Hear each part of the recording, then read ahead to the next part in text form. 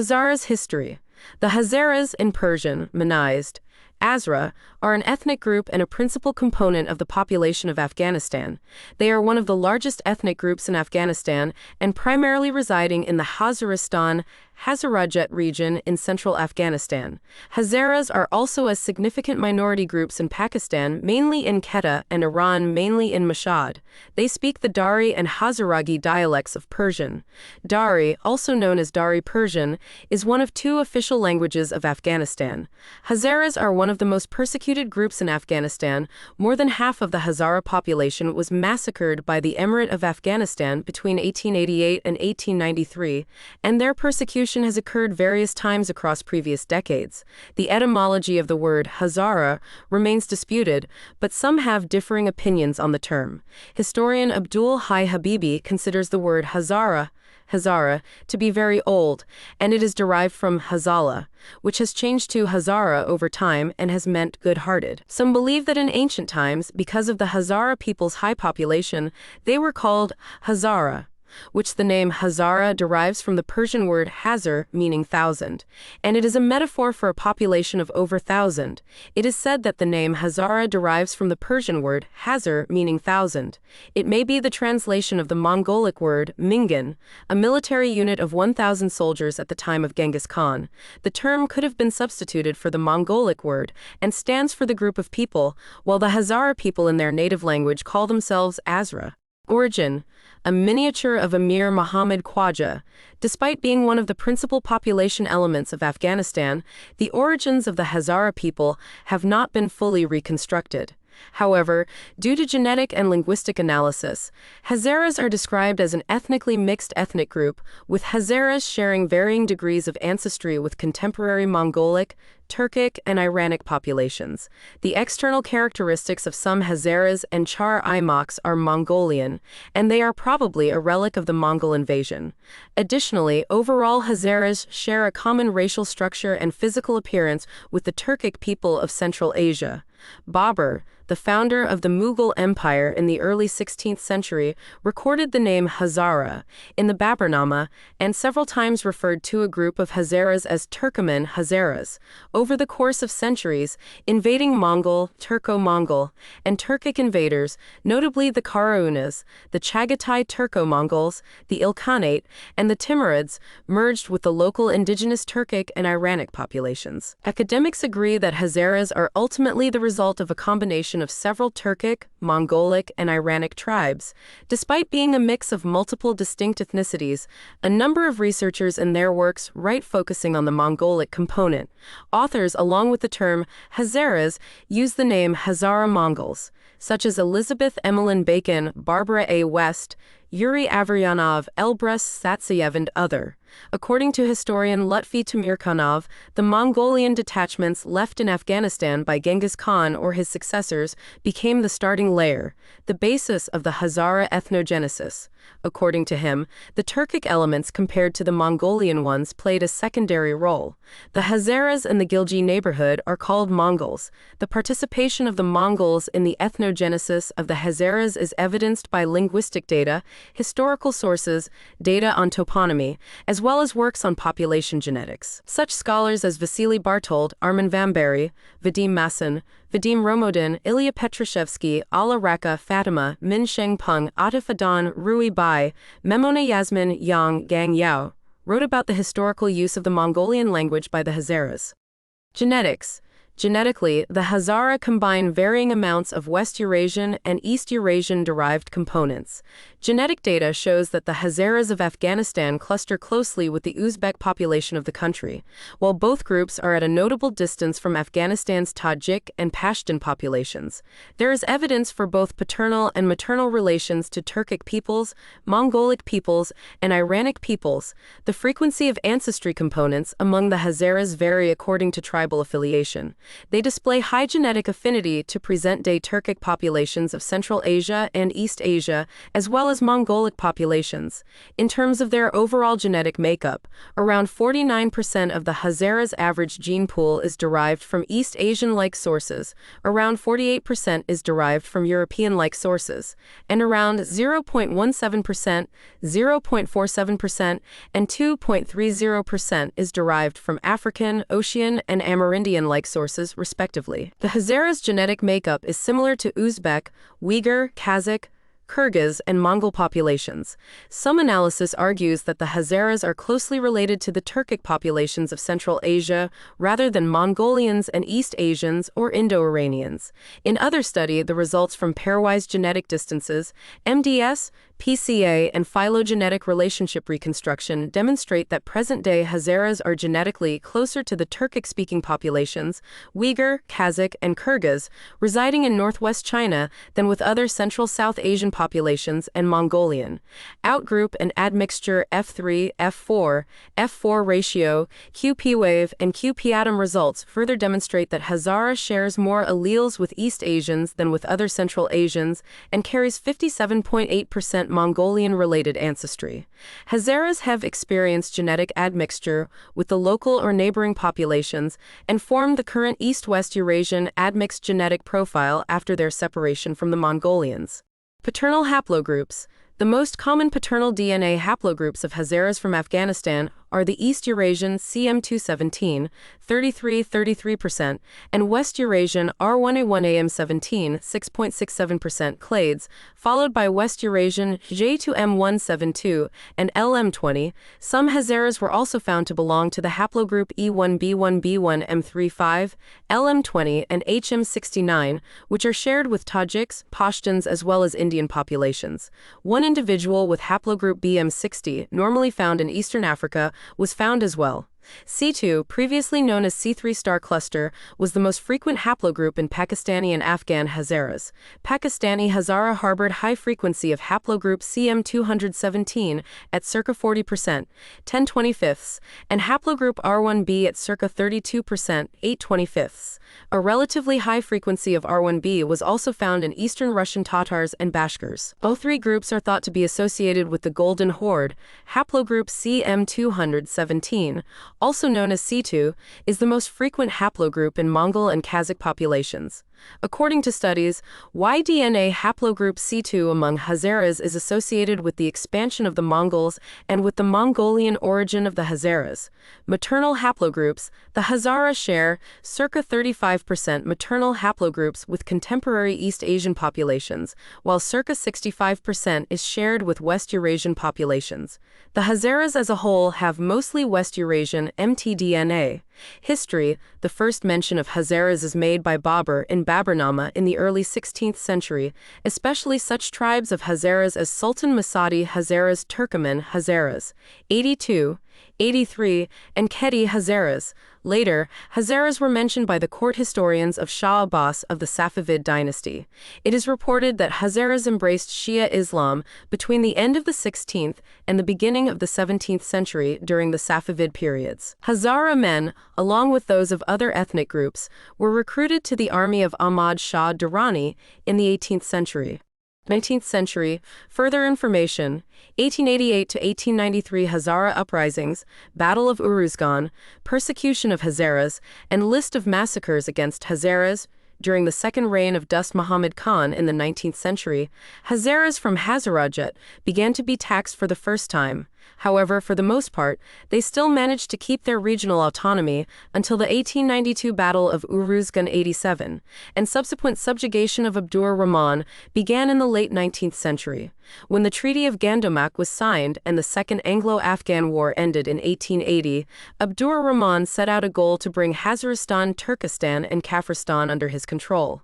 He launched several campaigns in Hazaristan due to resistance from the Hazaras in which his forces committed atrocities. The southern part of Hazaristan was spared as they accepted his rule, while the other parts of Hazaristan rejected Abdur Rahman and instead supported his uncle, Sher Ali Khan. In response to this, Abdur Rahman waged a war against tribal leaders who rejected his policies and rule. This is known as the Hazara uprisings. These campaigns had a catastrophic impact on the demographics of Hazaras causing over 60% of the total Hazara population to be massacred, with some being displaced and exiled from their own lands. The Hazara lands was distributed among loyalist villagers of nearby non-Hazaras. The repression after the uprising has been called genocide or ethnic cleansing in the history of modern Afghanistan. After these massacres, Abdul Rahman forced many Hazara families from the Hazara areas of Uruzgan and other parts of Hezarostan to leave their hometowns and ancestral lands, causing many Hazaras fled to neighboring countries such as Central Asia, Iran, British India, Iraq, and Syria. Those Hazaras living in the northern Hindu Kush went to Tsarist Russia, mostly in the southern cities of Russia, and some of them went to Iran. Many Hazaras living in the Tsarist Russian regions lost their language, culture, and ethnic identity over time due to the similarities between the racial building and the physical appearance of the people of those regions, and they settled and gravitated among them. These fleeing Hazaras settled in previous Tsarist Russia regions, including Uzbekistan, Tajikistan, Turkmenistan, Kazakhstan, and Dagestan. But the Hazaras in northwestern Afghanistan migrated to Iran and settled in neighborhoods in and around Mashhad. These Hazaras later became known as Kawari or Barbari. Another part of Hazaras from the southeast of the Hazara regions of Afghanistan has moved to British India, which resides in Quetta, present-day Pakistan and present-day India. Another group has settled in Syria and Iraq. These Hazara people who migrated to Pakistan, India, Iran, Syria, and Iraq were unable to settle with the people of these areas because of the differences in physical appearance, so they have not lost their language, culture, and ethnic identity. In 1901, Habibullah Khan, Abdur Rahman's eldest son and successor, granted amnesty to Hazaras and asked them to return who were exiled by his predecessor. But few of them returned and settled in Turkestan and Balkh province because they had lost their previous lands. Hazara continued to face social, economic, and political discrimination through most of the 20th century. In 1933, Muhammad Nadir Shah, the king of Afghanistan, was assassinated by Abdul Khalik Hazara, a school student. The Afghan government captured and executed him later, along with several of his family members. Mistrust of the central government by the Hazaras and local uprisings continued. In particular, from 1945 to 1946, during Zahir Shah's rule, a revolt took place by the leadership of Ibrahim Khan, most known as Ibrahim Ghazawar, against new taxes that were exclusively imposed on Hazaras. The Kuchis, meanwhile, not only were exempted from taxes, but also received allowances from the Afghan government. 84, the angry rebels began capturing and killing government officials. In response, the central government sent a force to subdue the region and later remove the taxes. The repressive policies clarification needed of the People's Democratic Party of Afghanistan, PDPA, after the Sohr Revolution in 1978, caused uprisings throughout the country. Fearing Iranian influence, the Hazaras were particularly persecuted. President Hafizullah Amin published in October 1979 a list of 12,000 victims of the Taraki government. Among them were 7,000 Hazaras who were shot in the notorious Pul-e-Charkai prison. During the Soviet-Afghan War, the Hazarajat region did not see as much heavy fighting as other regions of Afghanistan. Most of the Hazara Mujahideen fought the Soviets in the regions which were on the periphery of the Hazarajat region. There was a division between the Tanzim Nazal, now Hazara, a party based in Quetta, of Hazara nationalists and secular intellectuals, and the Islamist parties in Hazarajat. 84. By 1979, the Hazara Islamist groups had already liberated Hazarajat from the Central Soviet-backed Afghan government, and later took entire control of Hazarajat away from the secularists. By 1984, the Islamist dominance of Hazarajat was complete. As the Soviets withdrew in 1989, the Islamist groups felt the need to broaden their political appeal and turn their focus to Hazara nationalism. 84. This led to the establishment of the Hizb-e-Wahdat, an alliance of all the Hazara resistance groups, except the Harakat-e-Islami. In 1992, with the fall of Kabul, the Harakat-e-Islami took sides with Burhanuddin Rabbani's government, while the Hizb-e-Wahdat took sides with the opposition. The Hizb-e-Wahdat was eventually forced out of Kabul in 1995 when the Taliban movement captured and killed their leader Abdul Ali Mazari. With the Taliban's capture of Kabul in 1996, all the Hazara groups united with the new Northern Alliance against the common new enemy. However, despite fierce resistance, Hezarajat fell to the Taliban in 1998. The Taliban had Hezarajat isolated from the rest of the world, going as far as not allowing the United Nations to deliver food to the provinces of Bamiyan, Ghor, Maidan Wardak, and Daikundi. In 1997, a revolt broke out among Hazaras in Mazar-e-Sharif when they refused to be disarmed by the Taliban. 600 Taliban were killed in subsequent fighting. 96. In retaliation, the genocidal policies of Abdur Rahman Khan's era was adopted by the Taliban. In 1998, 6,000 Hazaras were killed in the north. The intention was ethnic cleansing of Hazaras. 97. In March 2001, the two giant Buddhas of Bamiyan were also destroyed even though there was a lot of condemnation. Hazaras have also played a significant role in the creation of Pakistan. One such Hazara was Qazi Muhammad Isa of the Sheikh Ali tribe, who had been close friends with Muhammad Ali Jinnah, having met each other for the first time while they were studying in London. He had been the first from his native province of Baluchistan to obtain a Bharat law degree, and had helped set up the All India Muslim League in Baluchistan. Though Hazaras played a role in the anti-Soviet movement, other Hazaras participated in the new communist government, which actively courted Afghan minorities. Sultan Ali Kishtmand, a Hazara, served as Prime Minister of Afghanistan from 1981 to 1990, with one brief interruption in 1988. The Ismaili Hazara of Baghlan province likewise supported the communists, and their peer, religious leader Jafar Nadiri led a pro-communist militia in the region. During the years that followed, Hazara suffered severe oppression, and many ethnic massacres, genocides, and pogroms were carried out by the predominantly ethnic Pashtun Taliban, and are documented by such groups as the Human Rights Watch. Following the September 11, 2001 attacks in the United States, American and coalition forces invaded Afghanistan.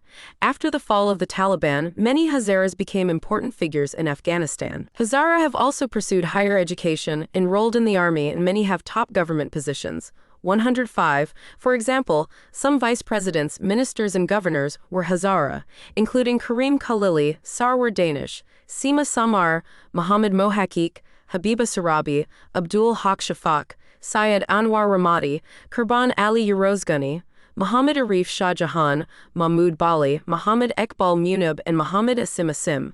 The mayor of Nili Daikundi was Azra Jafari, who became the first female mayor in Afghanistan. Some other notable Hazaras include Sultan Ali Keshmand, Abdul Wahed Sarabi, Akram Yari, Ghulam Ali Wadat, Syed Mustafa Kazemi, Ghulam Hussain Nasiri, Abbas Noyan, Daud Naji, Abbas Ibrahim Zada, Ramazan Bashardust, Ahmad Shah Ramazan, Ahmad Bezed, Nasrullah Siddiqui Zada Neeli, Fahim Hashimi, Maryam Monsef, and others. Although Afghanistan has been historically one of the poorest countries in the world, the Hazarajat region has been kept less developed by past governments. Since the ousting of the Taliban in late 2001, billions of dollars poured into Afghanistan for reconstruction, and several large-scale reconstruction projects took place in Afghanistan from August 2012. For example, there have been more than 5,000 kilometers of road pavement completed across Afghanistan, of which little was done in central Afghanistan. Hazarajat. On the other hand, the Bandi Amir in Bamiyan province became the first national park in Afghanistan. A road from Kabul to Bamiyan was also built, along with new police stations, government institutions, hospitals, and schools in the provinces of Bamiyan, Daikundi, and others mostly Hazara-populated provinces. The first ski resort in Afghanistan was also established in Bamiyan province. Discrimination indicates that Kuchis, Pashtun nomads who have historically been migrating from region to region, depending on the season, are allowed to use Hazarajat pastures during the summer season. It is believed that allowing the Kuchis to use some of the grazing lands in Hazarajat began during the rule of Abdur Rahman Khan. 109.